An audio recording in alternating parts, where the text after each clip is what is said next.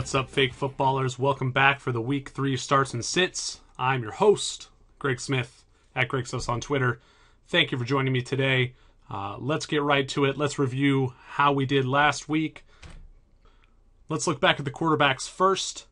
I did a pretty okay job with my starts. Some of my sits, not so much. In general, it was a very good week for QBs. Carson Palmer, QB 13 with 21 points. Eli Manning, QB 15 with 20 points. Kaepernick, QB 4, 26.5 points. Joe Flacco, QB 10, 21.5 points. And Ryan Fitzpatrick, for those two quarterback league players, QB 21, 16.4 points. All of these guys were valid starters, especially when you consider that some of the elite guys, like Luck, really didn't have a good week. On the other side, with the sits, did okay with Rivers and Cutler. Both, performed outside of the top 20. QB 24 for Rivers, QB 28 for Cutler. Admittedly, Cutler got hurt, only scoring 9.2 points before he left that game. But you know what? That is baked into some of these sits, is the risk that comes with quarterbacks who, are going to have to throw a lot, are going to maybe take more of a pounding. Cam Newton and Tyrod Taylor, I said to sit them. They both finished as top 6 QBs. That was a bummer. I'm wondering going forward how much this has to do just with the rushing floor that those guys have, and a guy like Kaepernick has. It was a very good week for rushing QBs, and in general, maybe this is the year that we start to see more of those guys float back up to the top of the quarterback rankings.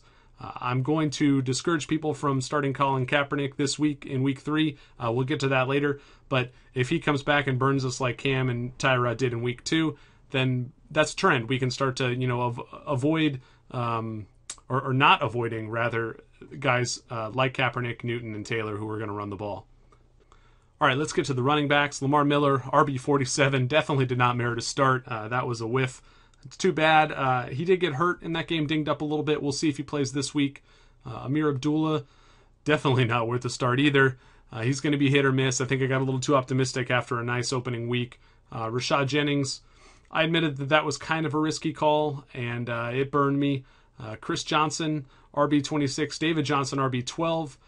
Just that Arizona offense, I think you're going to want as many pieces of that as you can get, and we'll get to more of those guys later. But, I really like David Johnson again this week, and Chris Johnson should continue to be in that, 6 to 15 point range every week, depending upon whether he scores or not.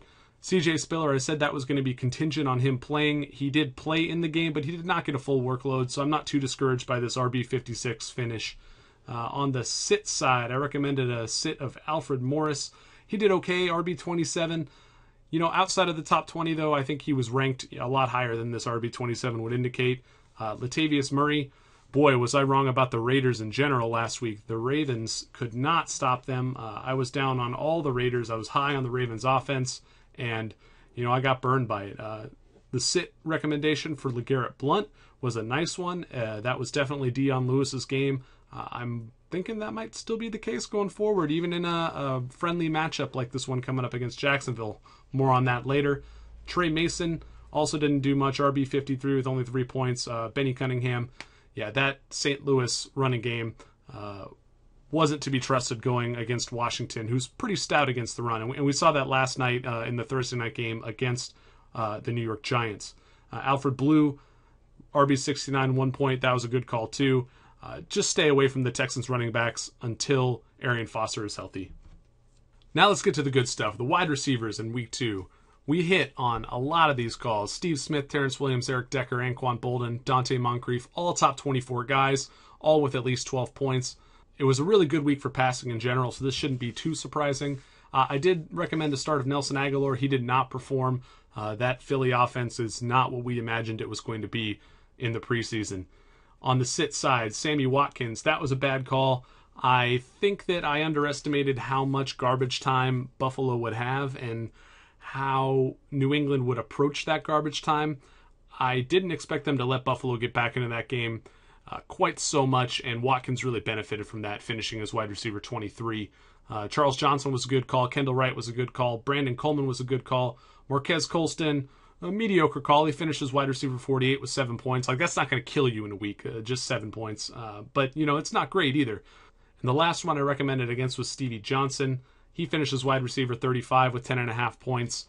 I was out on the Chargers passing game, but that was a good call. Stevie Johnson was just the one guy who kind of broke through and, scored a touchdown. If I had said bench Keenan Allen, it would have been a little bit more bold, but it would have been more correct. Okay, let's move on to tight ends. Tyler Eifert, TE number 4, almost 11 points scored. He's an every week starter. I'm not going to mention him anymore. If you have him, you're playing him. Martellus Bennett, TE 22, almost 5 points. Not going to kill you, but, we could have done better. Vernon Davis was a nice call. Him and Anquan Bolden, both mopped up in garbage time against the Steelers. He scored over 6 points, TE 17. I mean, again, not great, but when you're talking about these bottom of the barrel borderline starters at tight end, if you get over 5 points, you're doing okay. Austin Seferian-Jenkins got hurt in that game, finishes tight end 27, almost 3 points, not great. Jared Cook, tight end 23 with 4.7 points. I like him again this week in the same way that I liked Vernon Davis last week. The Rams are going to probably have to throw against the Steelers. We'll get to more on him later. On the sit side, Zach Ertz, tight end 31, 1.7 points. Ladarius Green, tight end 23, 4.7 points. He's dealing with a concussion going forward, so he's probably going to be a stay away this week and future weeks, especially with Antonio Gates on the mend. Or I guess not mending, but coming back from suspension. Kobe Fleener, 0 points. I am the greatest. Okay, with week 2 out of the way, let's look ahead to week 3. This is our GameFlowbotics spreadsheet. What we're using here are the Vegas over-unders and spreads, along with some DVOA data from Football Outsiders. Total DVOA of each team, offensive and defensive, passing offense versus passing defense, and rushing offense versus rushing defense. What we're trying to do here is identify how teams might try to attack each other and how they might, succeed or fail in those different modes of attack. And by doing that, we can hopefully predict some amount of the game flow that's going to happen. It's not an exact science. There's a lot of guesswork here. As you saw in the review of week 2, we missed on some guys. I'm throwing out a lot of names, though, so as long as we hit on more than we miss, I think we're doing okay. Let's start off with Atlanta and Dallas. Over under 44.5 points. Atlanta is only favored by 1 point. That surprises me a little. Atlanta clearly seems like the better team at this point, especially with all the injuries that Dallas has got going on. Speaking of injuries, Tevin Coleman, doubtful to play in this game. That makes Devontae Freeman a start for me. He's going to be in all the lineups where I own him, just based on volume alone. He should be able to catch passes if Dallas does happen to perform okay here. And that, will help him cushion the blow against any potential bad game flow. On the sit side, Roddy White. I don't trust him. I don't know why Leonard Hankerson is out targeting him. I'm not sure if that was just a game plan issue or what, but I don't think you can start Roddy until we start to see more consistent usage of him going forward. Let's move on to Indianapolis at Tennessee. Indy is the road favorite here. 3.5 point spread, 45 point over under. What can we expect from this game? Well, the Titans have looked good, but they've looked good against bad teams. And I think that this is going to have to be a statement game for Indianapolis. They started out 0-2. They're going to want to come out and prove something. And if they can prove it, this is going to be the week they do it. The Titans defense has looked pretty good. 4th in DVOA, 9th if you adjust for their preseason projections from Football Outsiders. But I'm not totally buying it. And I think that this is the week that the Colts finally break out, put it together, and score a lot of points. With that in mind, I'm starting Dante Moncrief. He is what appears to be Luck's go-to receiver. He's the best receiver there for what they need to do. T.Y. Hilton is nice, and he's going to have some big plays, but he's going to be a little bit harder to predict on a week-to-week basis. Moncrief is that possession guy that they need to move the sticks, and he's a big red zone threat. You got to think that he's going to keep doing well in this offense. If you spent some fab on him or picked him up off waivers a week ago, I think you're feeling really good about having him on your roster. I'm also starting Kendall Wright on the other side of the ball. If Indianapolis does go ahead and score a lot of points in this game, Marcus Mariota is going to have to throw to keep up. Kendall Wright's going to catch those passes. On the flip side, they might not be able to run much, the Titans. And if that's the case, then Bishop Sankey is going to have a tough time in this game. He's a sit for me. I'm staying away. We don't really know how they use their running backs on a week-to-week basis. It seems like they're trying to play matchups, but none of their running backs are really good enough to exploit any sort of matchups. I mean, we're talking about Dexter McCluster, Bishop Sankey, and Terrence West. These aren't all-star or Pro Bowl running backs. These are just guys, and if their usage is sporadic, then we do not want any piece of that in fantasy. Next up, the Raiders going into Cleveland to face the Browns. Cleveland, 3.5-point favorites, a very low total here, 41.5 points. McCown back for the Browns. What does that mean? Well, for one, it means I'm staying away from Travis Benjamin. A lot of what makes him, or made him valuable in those first couple weeks catching those long touchdowns was Johnny Manziel's ability to get outside of the pocket, extend plays, let Benjamin get downfield. With McCown under center, I don't think that's happening. If you can trade Travis Benjamin for anything right now, I would do it. On Oakland's side, I'm not really recommending a starter-sitter of any of these guys. I do think that Cleveland is a good streaming defense. I don't think that Oakland's going to be able to follow up their performance at home against Baltimore again in this game. Traveling west to east is always tough. I think that what we saw last week was a bit of a mirage. With that said, I think if you have Latavius Murray, you're probably starting him. Isaiah Crowell, similar.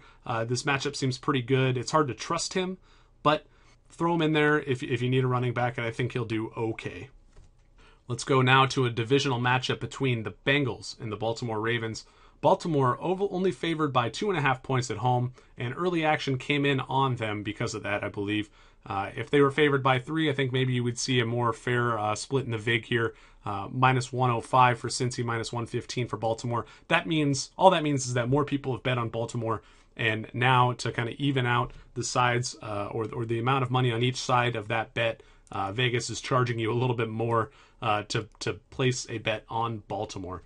In general, though, I do like the Bengals in this game. I think they're the better team. I do think this is going to be a tough matchup. Divisionally, teams tend to play a little harder against each other. Baltimore is going to have Cincy a little bit more figured out than the Bengals' previous 2 opponents this year. With that in mind, I'm sitting Andy Dalton. I know that he had a couple great opening weeks, but against the Ravens, I don't know if he can keep that up. Brashad Perriman is practicing. That's good for the Ravens. I don't know if he's going to play in this game. We'll see. And even if he does, he'll probably be limited to some extent. I think that in general, you're avoiding a lot of players in this matchup. I think if you have Jeremy Hill, you're probably priced into starting him just because you probably don't have better options. Gio Bernard's look good. You might be starting him. Justin Forsett, like Hill, if you drafted him, you probably have to start him. This isn't a great matchup, but some of these guys are going to perform. I'm not going to recommend strongly one way or the other. But in general, my favorite stay away here is Andy Dalton. And I'm not highly recommending anybody, above where they would normally be ranked on a week-to-week basis. Let's move on to our first potential blowout of the week. Jacksonville going into New England to face the Patriots. I mean, if you have the Patriots guys you're starting, I'm Brady, Edelman, Gronk. Those guys are no-brainers. On the Jacksonville side, you can make a case for Allen Robinson and maybe even Blake Bortles to enjoy some garbage time. But, I don't know if the Jacksonville Jaguars are quite set up to exploit that sort of garbage time production like the Bills were last week. Bortles is semi-mobile, but not as mobile as Tyrod Taylor. And in general, they have a few more threats in Buffalo than Jacksonville does on offense, and so it'll be easier, I think, for the Patriots to key in on Allen Robinson and TJ Yeldon and Blake Bortles. And this could be a big blowout. On the New England side, Dion Lewis is a start for me. The Jacksonville Jaguars have been pretty good against the run so far this year, admittedly against not great rushing attacks, but if they can hold their own against LeGarrette Blount, New England might shift more towards a passing attack, get Dion Lewis some more snaps, and you know what? He's looked really good. I don't think they have any incentive to stop giving him the ball, even if Blount is back. I think that both running backs could be productive this game, especially if Blount gets a goal line carry, but I'm not staying away from Dion Lewis just because this figures to be a quote-unquote Blount game. Next up, the sad New Orleans Saints playing Carolina. Carolina's favored at home only by 3 points, and bettors jumped on that at the beginning of the week. They bet the VIG all the way up to minus 125. So a lot of action on the Panthers here. I can't argue with it. I think that they're going to win this game. I'm staying away from basically all of the Saints possible. Drew Brees, Brandon Cooks, the tight ends. The only guy I'm really considering here is Ingram. I think, again, like we talked about with Forsett and Jeremy Hill earlier, if you drafted Mark Ingram, you probably have to play him. In terms of starts, Cam Newton, get him into your lineups. He's a top 10 guy this week. The New Orleans defense is soft. Cam has proven that he is good against this team in the past. He's a definite starter for me. Moving on to the Eagles and the Jets. Eagles trying to get their first win against the undefeated New York Jets, and the Jets are only favored by 2.5 points at home. I'm a little surprised by that, especially considering the struggles that we've seen from Philly. Does Vegas know something we don't? I'm not sure. The over-under is also pretty high here, 46.5 points. It's high for the week at least. There are a lot of low-scoring totals posted so far, and maybe that has to do with the injury concerns with Chris Ivory and Eric Decker, and just the expectations of a bounce back from Philadelphia. But I'm staying away from Philly until they show me something. Sam Bradford, he's out for me. He's a sit. DeMarco Murray, injury concern has me worried, and I am probably avoiding him. You might have to start him. If you do, good luck. But if you can, try to find a better option. The one guy I'm definitely starting in this matchup is Brandon Marshall. He's going to get force-fed targets by Ryan Fitzpatrick. That much is clear to us at this point. So get him in your lineups. Start him with confidence. He should be a top 20 guy, no problem. Let's go next to Houston, where the Tampa Bay Buccaneers are coming into town. Austin Seferian-Jenkins is out. DeAndre Hopkins is questionable. Arian Foster, I haven't updated the spreadsheet. It says he's questionable, but he's been ruled out for this game, so that's good to know. Low total, 40.5 points. Houston is a heavy favorite here. I don't know if I buy that big of a spread. It's possible that Tampa Bay can keep this game close. I've actually recommended against quarterbacks going against Houston in weeks 1 and week 2. Both times have burned me. Alex Smith and Cam Newton both perform well against this defense. So you know what? Screw it. Jameis Winston's a start for me this week. I'll get burned again. Why not? Going the other way at least. Brandon Myers, also a sneaky start for deeper leagues. I don't think you want to be starting Brandon Myers at your tight end spot, but with Seferian-Jenkins out, Myers could be a good source of 3 to 6 points if you're desperate. Let's go now to San Diego and Minnesota. Minnesota, 2.5 point favorites at home, 44.5 over under.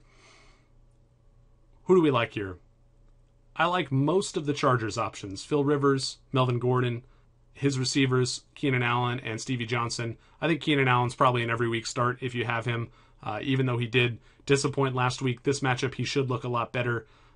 On the Minnesota side, I like Kyle Rudolph. I think that he was always one of those borderline top 10, top 12 tight ends, and he's proven to be Teddy Bridgewater's preferred receiver. Charles Johnson, on the other hand, just can't develop any chemistry. I recommended sitting him last week. I'm doing it again. Stay away from him until he shows some signs of life moving forward. Let's get to the Steelers and the Rams. The Steelers are road favorites here, only by 1.5 points. I think that's a nod to the Rams defense. 47.5 over-under means that Vegas expects both these teams to score a fair number of points. The Pittsburgh offense is prolific. They're still missing Martavis Bryant, but they just got Le'Veon Bell back. They should be great. We'll see if St. Louis can slow them down at all. But I have a feeling Pittsburgh's going to score their fair share of points. To keep up with that, the Rams are probably going to have to throw. I know that J.J. Zacharyson, late-round quarterback, he's talked a lot about Foles as a streaming option this week, and I'm on board. I don't have him quite as high as some of my, fake football analyst colleagues. I think he's my quarterback 16 on the week, but that for a 2-quarterback league is a starter. I think that he's a guy that you can roll with, maybe if you lost Romo or Cutler. Because of that Foles love, I also like Kenny Britt and Jared Cook. Someone's going to have to catch his passes. Those seem like his 2 preferred targets. Jared Cook in particular as a red zone threat seems like a good option this week. I'm avoiding all of the Rams running backs, though. One for potential bad game flow. If Pittsburgh does jump out to a lead, Todd Gurley, Trey Mason, Benny Cunningham, those guys are going to, struggle to get a lot of work if the Rams have to pass a lot. And just the fact that I had to name 3 guys right there is also an issue. If they're going to split the carries between all those 3 guys, ease Gurley into the rotation, that's not good for any of them from a fantasy standpoint. At that point, you're just trying to pick the guy who might score a touchdown, and that's typically a fool's errand when it comes to fantasy prediction. Marcus Wheaton is my other sit in this game. He's getting outplayed by Darius Hayward-Bay. Just stay away from Marcus Wheaton. We'll move now to the Niners, going to Arizona to face the Cardinals. Arizona's a big favorite here, almost 7 points. This is a tough one for the Niners. I think that last week we saw a lot of, good garbage time against the Steelers, but the Steelers' defense is terrible. Here against a good defense and a good offense, they might really struggle to score points. So I'm staying away from Colin Kaepernick. We talked a little bit earlier about how rushing quarterbacks can fight through that sort of thing and still put up decent numbers. So we'll watch that and look at it next week when we review this week's picks. But I'm not starting Kaepernick unless I have to this week. On the start side, I think all the Arizona guys are obvious. Carson Palmer, John Brown, Larry Fitzgerald. They're not even going to be in the written part of this article. Those guys are starters every week for me. I'm playing them when I have them. But one guy who you may not be starting, who I think you should, is David Johnson. The dude looks great. Andre Ellington's still out. Chris Johnson, we know, is nothing special at this point in his career. David Johnson is something special. Every time he touches the ball, it's electric. Get him into your lineups and let him, lead you to victory. He's definitely a great flex play, and I'd even consider him as an RB2 this week because the running back landscape is a little murky right now. Let's go next to Buffalo at Miami. A couple of divisional foes here, both 1-1. Miami's the slight favorite at home, 2.5 points. Seen a lot of these 2.5 point spreads. I'm not sure if that's a nod to the 2-point conversion rule that changed, or the point after touchdown rule, I guess, is a better way to look at it. Over under 44. Buffalo defense is good. We thought the Miami defense was going to be good, but that hasn't proven out quite yet. We also thought the Miami offense was going to be good. What's going on? I have no idea. The injuries to Lamar Miller and Jordan Cameron aren't helping me figure that out. What do we expect in this game? I don't know. This is probably the hardest matchup for me to wrap my head around this week. I'm sitting Lamar Miller. The Buffalo defense is a tough matchup, and the injury concern is real to me. One guy I was low on in the preseason, LaShawn McCoy. I think he's a top 10 running back this week. I think if you drafted him, you probably have him slotted into your lineup anyway, as long as he's playing. But this seems like a spot where I'd be glad to use him just because, like I said, so many of the other running backs this week have question marks surrounding them. Lastly on this game, I don't really want to recommend a complete avoidance of Ryan Tannehill. I mean, in a 2-quarterback league, you probably need to start him. But I have him ranked 12th at QB this week. But I couldn't blame you for going somewhere else, looking for a QB with a better matchup. It's possible maybe a guy like Nick Foles should be ranked ahead of Tannehill. I don't have it that way, just because I trust Tannehill a little bit more than Foles. But, I couldn't blame you for making that sort of play if you got the cojones for it.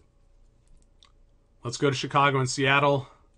Oh boy, the Bears. The Bears are in trouble this week. Both teams 0-2. Seattle at home. With the crowd behind him, looking for that first win against a, Jimmy Clausen-led Bears team with injuries abound. Matt Forte, Alshon Jeffrey, Marquez Wilson, Eddie Royal, all these guys are questionable. Who knows who will play? I am avoiding all of those dudes. I'm even avoiding Martellus Bennett, even though he appears to be healthy. I don't know if the Bears are going to be able to do anything in this game, and I don't want to risk it. I mean, I think I have Bennett ranked inside of my top 12 at tight end, but maybe you could get a Tyler Eifert, or maybe you had Jordan Reed off waivers and you used him on Thursday. I know that advice doesn't help now that the Thursday night game is over, but, Martellus Bennett scares me this week, and I would probably stay away if I had, any other reasonable option. On the start side, Doug Baldwin, Jermaine Kearse, I really expect a big game from Russell Wilson here, and Marshawn Lynch for that matter, but, Lynch is a top 5 guy anyway. But Baldwin and Kearse, going to catch some passes. Even Tyler Lockett maybe is a sneaky guy in deep leagues. Some of these guys are going to produce. I don't know if they all will, but, take a shot if you need to. Get Baldwin or Kearse into your lineup. Going a lot deeper, Fred Jackson is a guy that I am, not opposed to running out there this week in deep leagues. Maybe you need a running back desperately for some reason.